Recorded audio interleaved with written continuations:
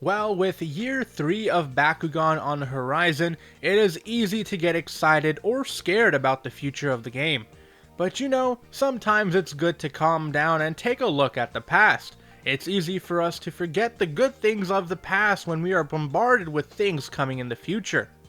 Year 1 of Bakugan had hundreds of Bakugan release, so with so many being released, that means a greater chance of there being Bakugan that are still good today. Perhaps you feel nostalgic and want to use some older Bakugan, or maybe you stopped playing for a while and want to come back but first want to know what Bakugan you own are still good. Well, in this video, we are going to look at the Bakugan from year 1 that are still good. To start off the video, why not talk about the main squeeze, Pyrus Dragonoid Core. Initially released in Wave 1, some people have had this Bakugan for over 2 years now. Its base stats aren't anything impressive, but with a Fire Fist and 5 base damage, it can at least pull off a highest damage wins play with its 11 damage when on a plus 6 damage Fire Fist core. The main appeal for Pyrus Dragonoid is with its Titan evolution. It's a 5 cost with a stat line of 1006 and has an innate double strike. The great thing about this evolution is that when a Dan hero card is on the field, it gains a whopping 2000 B power, making it reach a massive 3000 B power. The downside to this Bakugan is that it is a bit slow due to it needing to spend a lot of resources on playing the 4 cost Dan hero card and then also evolving for the 5 cost Titan evolution, and on top of that, somehow trying to protect both cards from destruction that could disrupt you. However, because of the massive 3000 B power, while Pyrus Dragonoid was never top dog, it has always been toward the middle tiers, and even now, as the old year 1 top dogs get power crept, Pyrus Dragonoid holds its place firmly, and with future releases that expand how fast we can wrap energy, and with the possibility of cheaper Dans being released, Pyrus Dragonoid can only go up from here. Pyrus Serpenteze Ultra was a Bakugan I built my first deck around. This Bakugan was great because its base form had the damage to go for highest damage wins plays, and it had a 2 cost hyper evolution with the stat line of 507 and the Fury effect of gaining 5 damage and 1000 B power if you had no cards in hand, meaning you had a really cheap 1512 Bakugan, which was amazing back when it was released. Pyrus Serpenteze Ultra was the king of Fury for a long time, and even today is really good for Fury.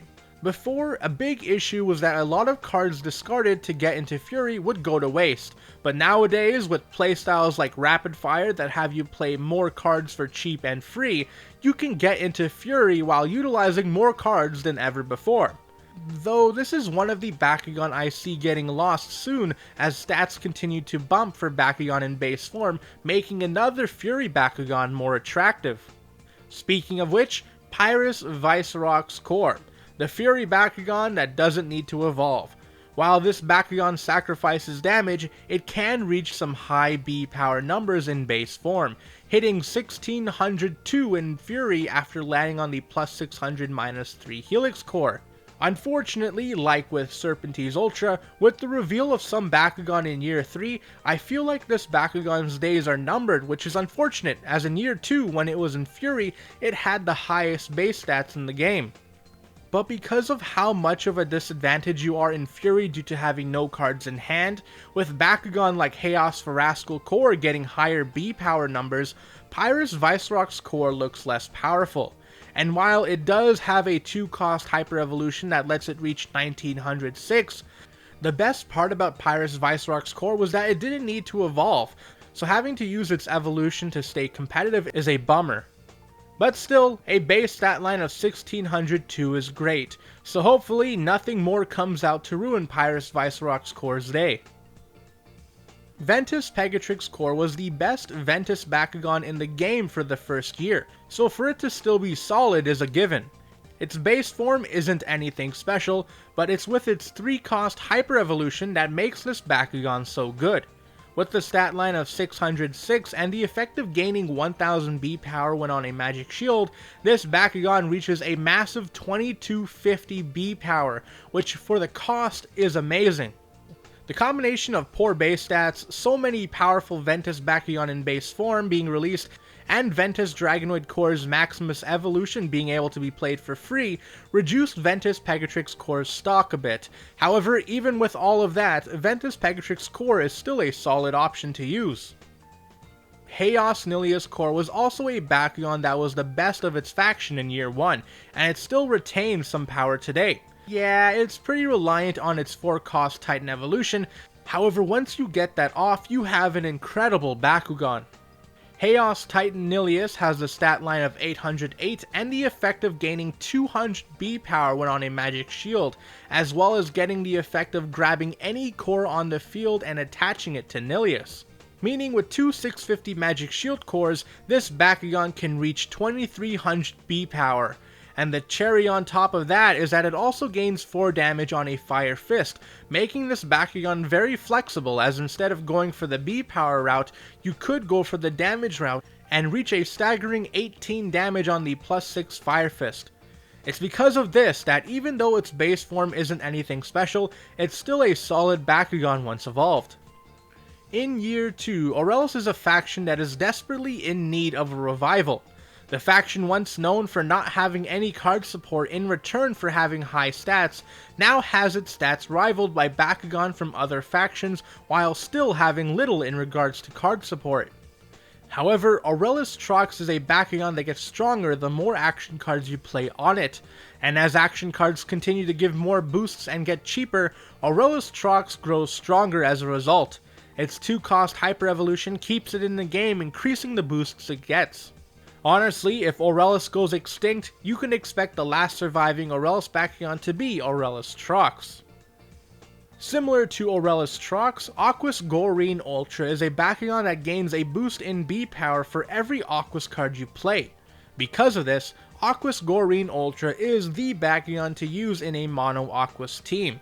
Yeah, mono teams aren't very good, but if you're gonna play one, you might as well go for Aquos because of Flooding Waters. And with there being Aquos cards all about comboing cards together with flow, Aquos Goreene Ultra will reach some nice B power numbers, especially with that magic shield core it brings. Pyrus Nobilious Ultra was a part of the Power Creep Boys, a group of Bakugan that had amazing base stats. Unfortunately for the other two boys, Aurelus isn't worth using anymore to go with Dragonoid, and Aquos has Hydrus. However, Pyrus right now doesn't have much. Its strongest Bakugan are Bakugan that need to share cores, and if you don't like that, the next best thing without having to go for damage plays or fury is Pyrus Nobilious Ultra, which at 1350 is the highest base B power for a Pyrus Bakugan to reach using its own cores. Well, that is for now. Pyrus Rascal Core comes out very soon and will take its place, so enjoy your last few months with Pyrus Nobilious Ultra while you still can. Haos Pandoxx Ultra is a very underrated Bakugan. It came out late in year 1, and its evolution, which makes it so powerful, was a part of the Age of Aurelus set, a set that's had a very hard time getting into people's hands. However, even if it takes another half a year, Haos Pandoxx Ultra will still be solid. Its 4-cost Titan evolution has a stat line of 803 and the effect of treating all Baku cores attached to your other Bakugan as if they were attached to this, meaning Titan Pandoxx Ultra can reach amazing numbers very easily. And with cards that let you pick up more cores being one of Haos's strong suits, you're going to be able to get a lot more than 3. Pyrus Kelion Ultra is the Pyrus Bakugan with some of the highest damage in the game. What makes this Bakugan so cool is that it's the only Bakugan to really take advantage of the underdog effect. Being able to play Diamond Kelion Ultra for free is amazing, and having that spicy 15 damage base is great. What's even better is that it has a magic shield core that it can swap for a damage boosting core that another Bakugan in your team doesn't need. Darkest Falcron Ultra, nudge nudge wink wink. Pyrus Serpenteze core is probably a Bakugan that will always be strong because of its hyper evolution. It's a 5-cost with the effect of inflicting 5 damage to your opponent if it opens on a Fire Fist. Literally all you need to do is spam rerolls. As time goes by and the right pieces come together, like cards that allow you to draw more, cards that help with searching for the evolution, and strong Bakugan with Fire Fist to spare, this Bakugan's power will only increase. And those are some of the Year 1 Bakugan that are still good. It's rather unfortunate that some of them will leave this list once Year 3 gets set in motion, but there's still a handful of good Year 1 Bakugan left. I also made a video about Bakugan that got better over time, so make sure to check that video out as well. Well, what do you think? There's a lot of Year 1 Bakugan, so most likely I missed some. Are there any Year 1 Bakugan you think are still good, or at the very least passable? Let me know in the comment section below, and if you liked the video, hit the like button. Or don't, I'm not the boss of you, but be sure to subscribe and hit the notification bell so you get updated whenever I upload. Until next time, see ya.